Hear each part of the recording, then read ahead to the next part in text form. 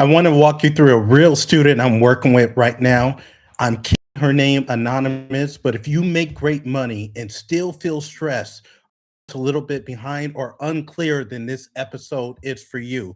Now, this student is making between 12 and $15,000 a month. And on paper, everything looked fine, right? But behind the balance sheet, she felt like she was drowning, not because she's irresponsible, not because she's bad with money, but because she had no system.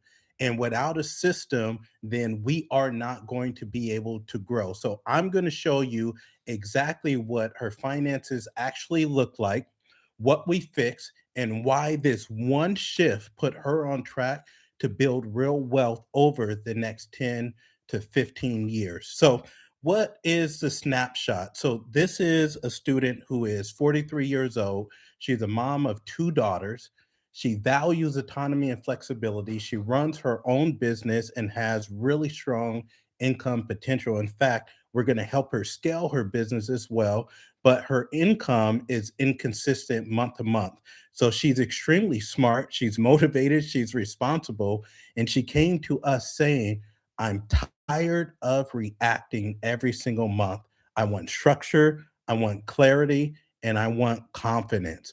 So, she wasn't failing. That's what I need for you to understand. She was just unorganized. And she was unorganized because she believed some lies that actually kept her stuck. So, like most high earners, she believed a few things that quietly were corroding her success. One of the first things she believed was once my income stabilizes, then all of my stress will go away. If you've ever felt that, go on and comment in the comments right now. The second lie that she kept telling herself was, I just need better investments, or I'll clean this up later. But here's the truth, if you don't build systems before income scales, more money actually is going to make things a lot worse. And I know this from my own journey, from scaling my own income from $8,000 a month to 15 to 20 to 25 to 30 to 50,000 a month to 80 to 100 to 120. Biggie Smalls was right when he said more money makes more problems. So if you've ever felt that way, then keep watching because this episode is for you. So let's go behind the balance sheet or the balance sheets, right? Like, let's actually dig into what her numbers were and how we as a company partnered with her to help her. So her income average, as I said, around 12 to $15,000 a month. The problem is her expenses were the same, about 12 to $15,000 a month, and sometimes even more. So technically, she was fine, like she can operate the rest of her life like that, but operationally, she was not fine. So what was actually happening? She had about $90,000 in consumer debt and auto debt. She had cash that was just sitting in multiple accounts with no clear job, no purpose. Her investments were scattered across advisors and all these different platforms. She had high fees that was hitting all of her investments that were being managed by other people. She had no idea that this was happening. She had no rules telling her what to do when her income actually fluctuated as it did because her business fluctuated. So nothing was really broken, but nothing was intentional. So money without rules creates anxiety, not freedom. And I think that's secretly what we all want. In fact, if you want freedom, comment freedom right now in the comments. Let us know if that's what you actually desire, because that's what most of us are seeking, right? Freedom of time, freedom of opportunities, freedom of resources, freedom to do whatever it is that you want to do. So, how did we fix all of this for her? What did we actually do? What was the shifts? By the way, if you haven't gone out and bought my book, The 12 Shifts, then go and buy it. And if you haven't gone out and bought my most recent book, The Freedman and the Oak Tree, then I encourage you to do that too. Because a lot of what I'm talking about right now, I actually put down in these books and they're on audio. So, shift number one, we gave her rules before returns.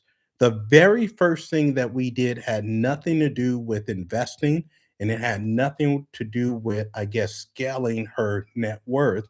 All it had to do was we installed rules. We reduced her lifestyle spending from 12 to $15,000 a month, and we dropped that down to $8,000 a month. It was very clear, it was very intentional, and every dollar now had a job. Saving, spending, debt, investing, everything had rules. That alone lowered her stress immediately. Shift number two, we gave her a clean but aggressive strategy to pay off all of that debt. We're not going to wait 2, 3, 4, 5 years to pay off that debt. We gave her a strategy to pay off that debt this year within 7 to 8 months. So the plan was so darn clear. It wasn't emotional, it wasn't scattered, but it was one balance at a time. Payments rolled forward, and now she knows exactly when her consumer debt is going to disappear. It's not going to be someday, it's going to be now. And then we're going to take all that money and we're going to put it towards all the other money that we're going to start investing. Okay. Shift number three, we really got clear on fixing the investment leaks. She already had money invested, it just wasn't structured very well.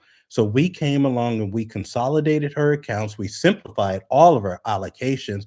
I don't know if you guys have like 401ks or Roth or like SEPs or all this stuff all over the place, and you don't even know what you're invested in. So you might be invested in like literally, I've seen like 30 or 40 different ETFs that people are invested in. And I'm like, why the hell are you invested? Why have complexity just to have complexity? And she had no idea what she was invested in. And one of the things that we did was research the investment partners that were managing her money. And what we found is they weren't just underperforming the market, they were significantly underperforming the market.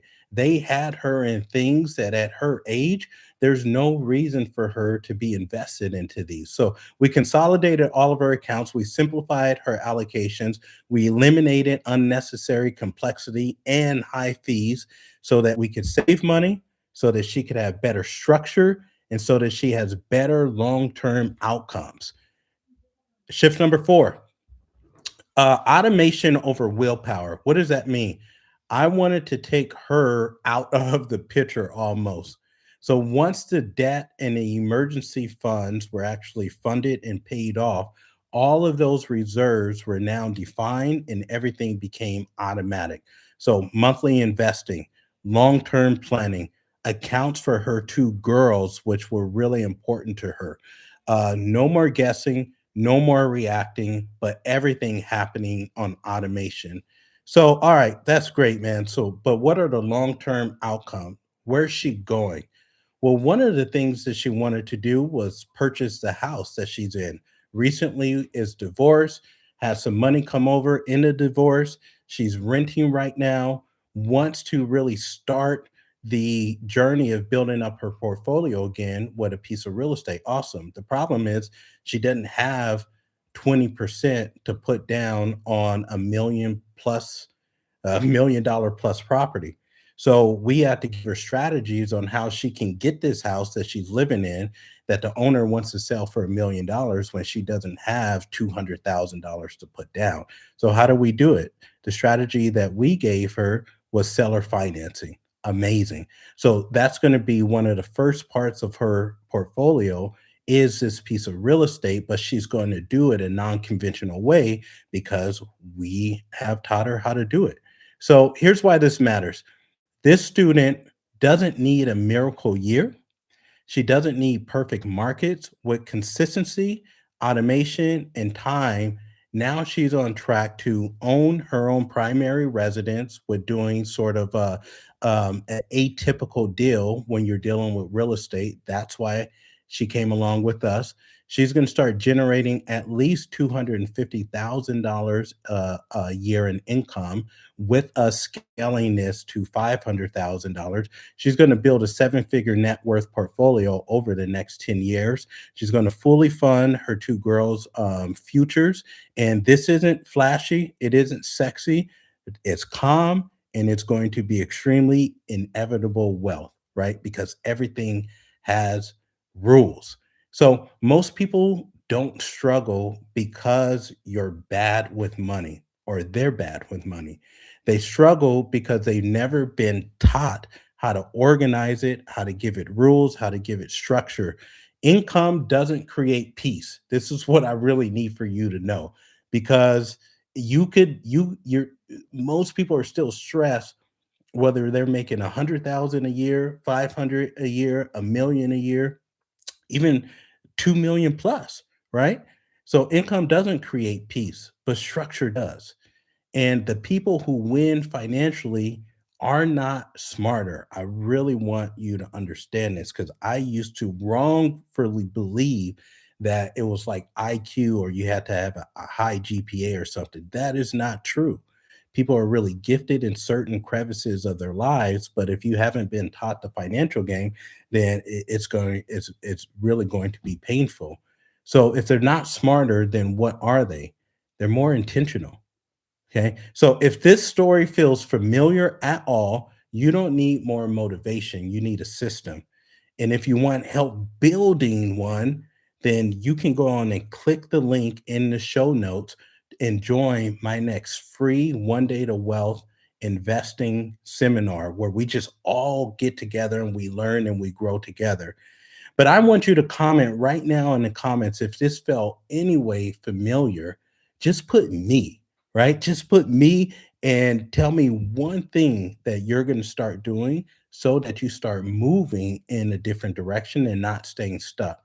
And if you want more real breakdowns like this, go on to subscribe to the channel, give this video a thumbs up, like this video, share it with somebody that's really important to you. I'm going to be dropping these behind the balance sheet lives every single week. So I want you to join us. I encourage you to join us, and we will see you on the next one. We'll talk to you soon.